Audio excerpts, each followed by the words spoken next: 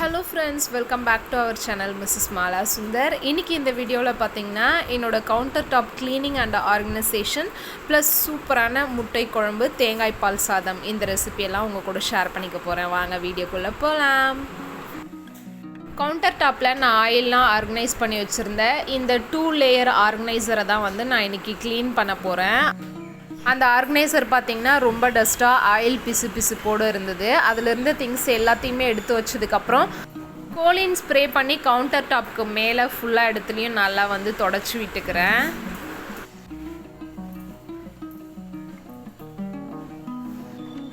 Counter top space ஃபுல்லாக clean பண்ணதுக்கப்புறம் ஸ்விட்ச் பாக்ஸ்க்கு மேலே பார்த்திங்கன்னா கொஞ்சம் டஸ்ட்டாக இருந்தது. அதையும் கையோடு வந்து க்ளீன் பண்ணிவிட்டு இந்த மிக்ஸியுமே பார்த்திங்கன்னா க்ளீன் பண்ணி 2 வீக்ஸ்க்கு மேலே ஆகுது. அதுக்கு மேலேயும் கோலின் கொஞ்சம் ஸ்ப்ரே பண்ணி தொடச்சி விட்டுக்கிறேன்.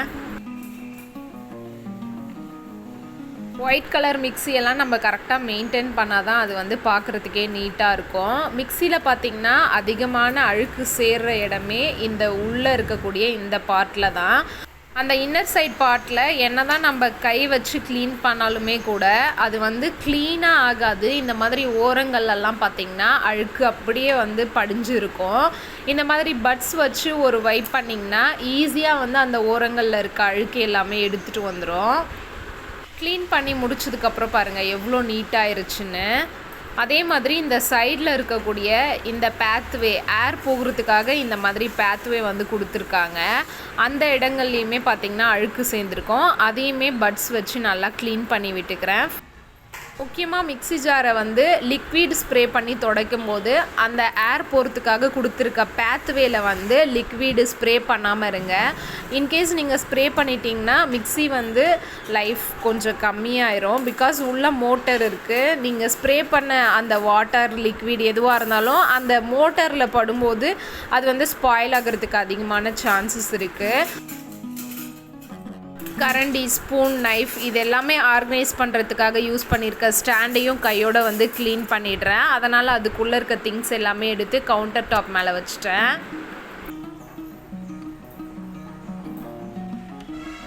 ஆயில் பாட்டிலில் இருக்கக்கூடிய ஆயில் எல்லாமே பார்த்திங்கன்னா இப்போ ரீசண்டாக தான் காலியாச்சு. ஸோ எல்லாத்தையுமே நல்லா வாஷ் பண்ணிவிட்டு அதுக்கப்புறம் தான் ரீஃபில் பண்ணி வச்சேன். அதுக்கு மேலே வந்து அந்தளவுக்கு எண்ணெய் பிசுப்பு இல்லை. இருந்தாலும் ஒன்ஸ் அது எல்லாத்தையும் நல்லா தொடச்சிட்டு அதுக்கப்புறம் வந்து ஆர்கனைஸ் பண்ணிக்கிறேன்.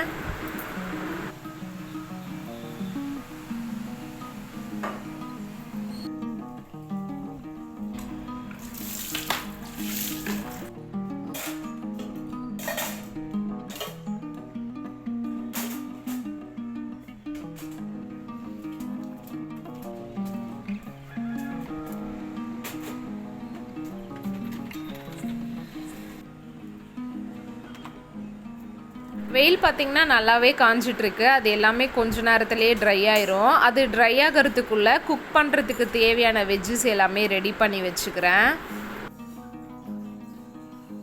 எக்கு வேக வைக்கிறதுக்காக ஒரு பாத்திரத்தில் தண்ணி ஊற்றி கேஸ் மேலே வச்சுருக்கேன்.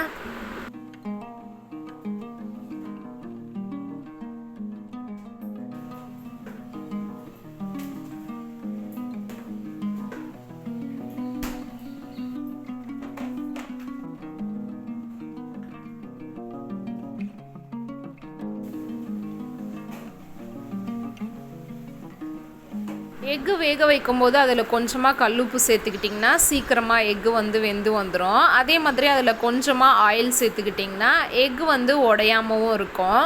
எந்த ஆயில் வேணும்னா சேர்த்துக்கலாம்.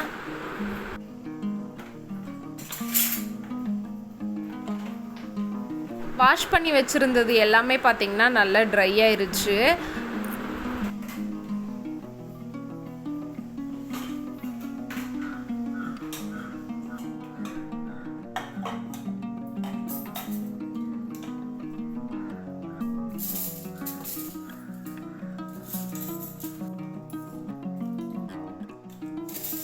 எப்பவுமே எப்படி ஆர்கனைஸ் பண்ணுவேனோ அதே மாதிரி தான் ஆர்கனைஸ் பண்ண போகிறேன். எந்த ஒரு சேஞ்சஸும் கிடையாது. ஃபஸ்ட்டில் பார்த்திங்கன்னா என்கிட்ட இருக்க பெரிய spoon, small spoon, fork spoon இது எல்லாமே ஆர்கனைஸ் பண்ணுவேன். அதே மாதிரியே அதில் ஆர்கனைஸ் பண்ணியாச்சு.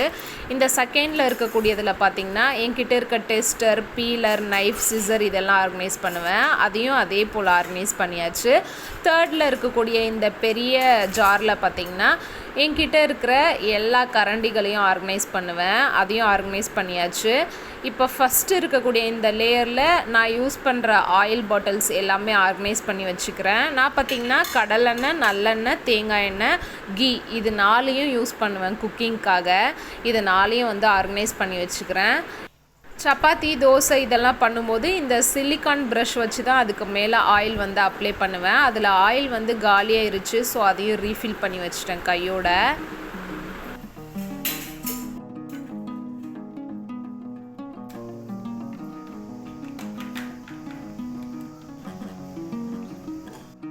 கீழே பார்த்திங்கன்னா ஹேண்ட் பிளெண்டர், ஸ்மாஷர், அதுக்கப்புறம் நைஃப் ஸ்டாண்டு, ஸ்பூன் ஸ்டாண்டு, அதுக்கு பக்கத்தில் பார்த்திங்கன்னா இடிக்கல். எப்போவுமே இந்த 2 லேயரில் இருக்கக்கூடிய ஆர்கனைசரை வந்து இந்த மாதிரி தான் ஆர்கனைஸ் பண்ணுவேன். இப்போ ஃபுல்லாக ஆர்கனைஸ் பண்ணி முடிச்சதுக்கப்புறம் அதோட வியூ வந்து இந்த மாதிரி தான் இருக்குது. இன்றைக்கி பார்த்திங்கன்னா தேங்காய் பால் சாதம் தான் பண்ண போகிறேன். ஸோ அதுக்கு தேவையான தேங்காயை வந்து ஃப்ரீசர்லேருந்து எடுத்து குக் பண்ணுறதுக்கு முன்னாடியே வச்சிட்டோன்னா அதில் இருக்க ஃப்ரீசினஸ்லாம் கொஞ்சம் ரிலீஃப் ஆகிருக்கும். குக்கிங்க்கு தேவையான எல்லா வெஜிடபிள்ஸையும் கட் பண்ணிக்கிறேன். இந்த முட்டை குழம்புக்கு பார்த்திங்கன்னா தக்காளியை நம்ம நல்லா ஃபைன் பேஸ்ட்டாக அரைச்சி தான் சேர்க்க போகிறோம். தக்காளி, அதில் பார்த்திங்கன்னா 2 பச்சை மிளகாய் ஆட் பண்ணியிருக்கேன். நல்லா ஒரு கைப்பிடி அளவு கொத்தமல்லி ஆட் பண்ணியிருக்கேன். கல்லுப்பு கொஞ்சமாக, மஞ்சள் தூள் இதெல்லாம் சேர்த்து நல்லா ஃபைன் பேஸ்ட்டாக அரைச்சி எடுத்துக்கணும்.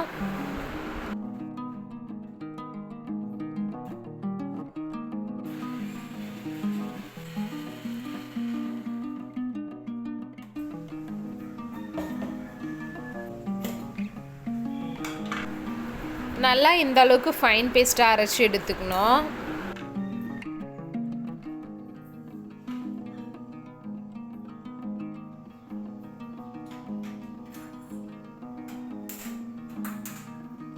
குழம்பு பண்ணுறதுக்காக ஒரு கடாய் கேஸ் மேலே வச்சுருக்கேன்.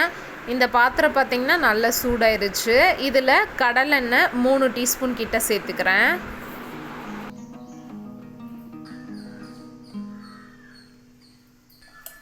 எண்ணெய் பார்த்திங்கன்னா நல்லா சூடாயிருச்சு.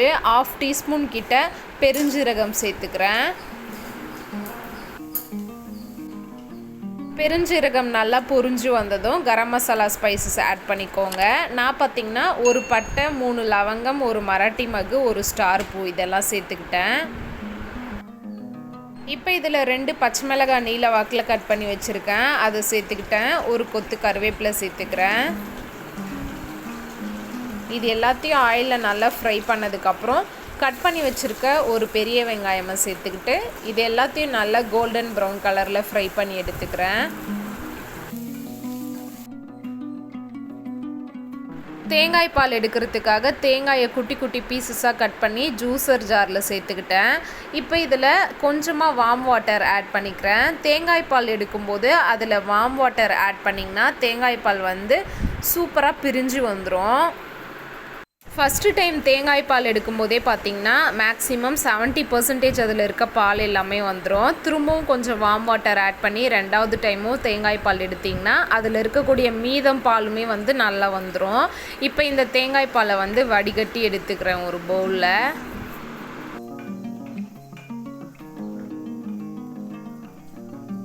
வெங்காயம் பார்த்திங்கன்னா நல்லா கோல்டன் ப்ரௌன் கலரில் வதங்கி வந்துருச்சு.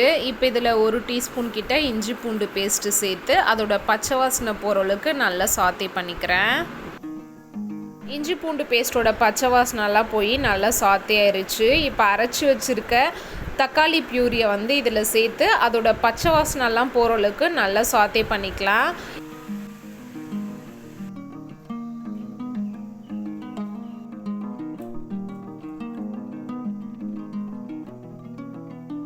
முட்டைக்கு மேலே இருக்கக்கூடிய ஷெல்ஸ் எல்லாமே ரிமூவ் பண்ணியாச்சு. இப்போ முட்டைகளுக்கு மேலே இந்த மாதிரி அங்கங்கே கத்தியை வச்சு கட் பண்ணிக்கிறேன். இந்த மாதிரி கட் பண்ணிவிட்டு நம்ம குழம்புல சேர்த்தோம்னா அதுக்குள்ளே வந்து அந்த குழம்பு எல்லாமே நல்லா இறங்கியிருக்கும். முட்டை பார்த்திங்கன்னா நல்லா டேஸ்ட்டாக இருக்கும். ஒரு முட்டையை எடுத்தோன்னா அந்த முட்டைக்கு முன்னாடி சைடில் 3 கட்டு, பின்னாடி சைடில் 3 கட்டு இந்த மாதிரி தான் வந்து கட் பண்ணியிருக்கேன். நம்ம ஊற்றின எண்ணெய் எல்லாமே பிரிஞ்சு தக்காளியில் இருக்கக்கூடிய பச்சை வாசனை எல்லாம் போய் நல்லா சாத்தே ஆயிருக்கு. இப்போ இதில் மசாலாஸ் ஆட் பண்ணிக்கலாம். தனி மிளகாய் தூள் 1 டீஸ்பூன், தனியாத்தூள் 1 டீஸ்பூன், 1/2 டீஸ்பூன் சீரகத்தூள். இப்போ இதோட பச்சை வாசனைலாம் போகிற அளவுக்கு நல்லா சாத்தே பண்ணிக்கிறேன். இது எல்லாமே பார்த்திங்கன்னா நல்லா சாத்தே ஆயிடுச்சு. இப்போ இதில் தேவையான அளவுக்கு தண்ணி சேர்த்து நல்லா மிக்ஸ் பண்ணிக்கிறேன்.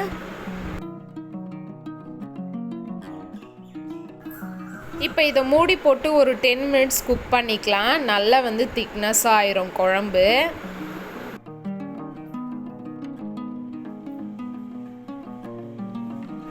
நம்ம ஊற்றின எண்ணெய் பார்த்திங்கன்னா குழம்புக்கு மேலே நல்லாவே பிரிஞ்சு வந்திருக்கு. ஒன்ஸ் இதை மிக்ஸ் பண்ணிவிட்டு நம்ம கட் பண்ணி வச்சுருக்க முட்டைகளை எல்லாம் இதில் சேர்த்து நல்லா வந்து இந்த குழம்புல படுற மாதிரி எல்லா சைடும் வந்து திருப்பி விட்டுக்கிறேன்.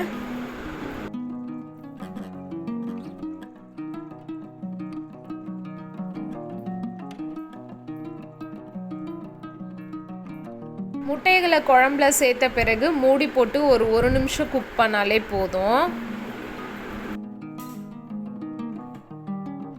தேங்காய் பால் சாதம் பண்ணுறதுக்காக குக்கர் வச்சுருக்கேன். இப்போ இந்த குக்கர் பார்த்திங்கன்னா நல்லா சூடாயிருச்சு.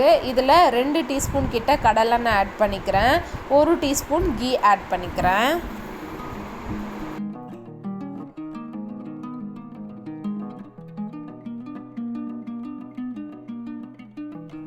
எண்ணெய் பார்த்திங்கன்னா நல்லா சூடாயிருச்சு. இதில் 3 லவங்கம், 1 பட்டை, 1 மராட்டி மகு, 1 ஸ்டார் அனிஷ், 1 பிரியாணி எல்லாம் சேர்த்துக்கிட்டேன். 3 பச்சை மிளகாய் நீல வாக்கில் கட் பண்ணி வச்சுருந்தேன், அதையும் சேர்த்துக்கிட்டேன். நீல வாக்கில் கட் பண்ணி வச்சுருந்த 1 வெங்காயம். இப்போ இது எல்லாத்தையும் நல்லா கோல்டன் ப்ரௌன் கலரில் வர மாதிரி சாத்தே பண்ணிக்கலாம்.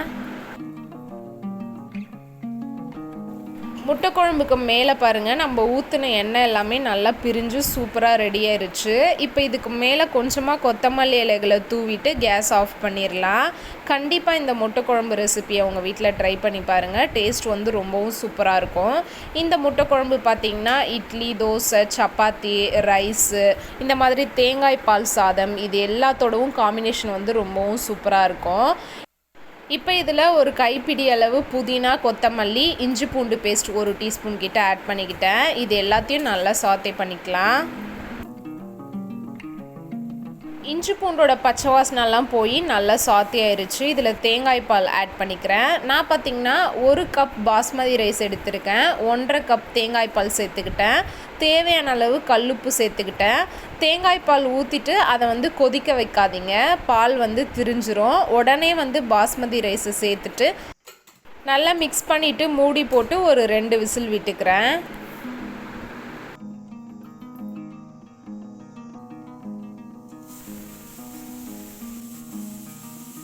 2 விசில் வந்ததும் கேஸ் ஆஃப் பண்ணி இறக்கியாச்சு.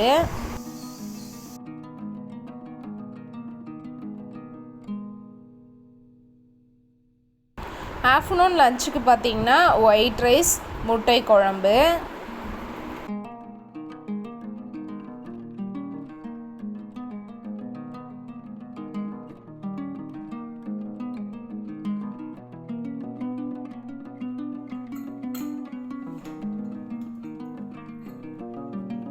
ரைஸ் பார்த்திங்கன்னா ஒன்றோடு ஒன்று ஒட்டாமல் குழையாமல் உதிரியாக சூப்பராக ரெடியாக இருந்தது. நான் சொன்ன இந்த ரேஷியோவில் தேங்காய் பால் வந்து ஆட் பண்ணிங்கன்னா நல்ல உதிரியாக வந்து உங்களுக்கு கிடைக்கும்.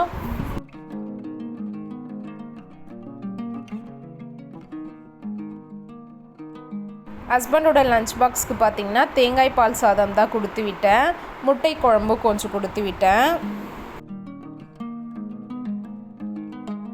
இவ்வளோ தான் ஃப்ரெண்ட்ஸ், இந்த வீடியோவை இதோட நான் முடிச்சுக்கிறேன். என்னோடய வீடியோஸ் உங்களுக்கு பிடிச்சிருந்தா மறக்காமல் என்னோடய சேனலை சப்ஸ்கிரைப் பண்ணிக்கோங்க.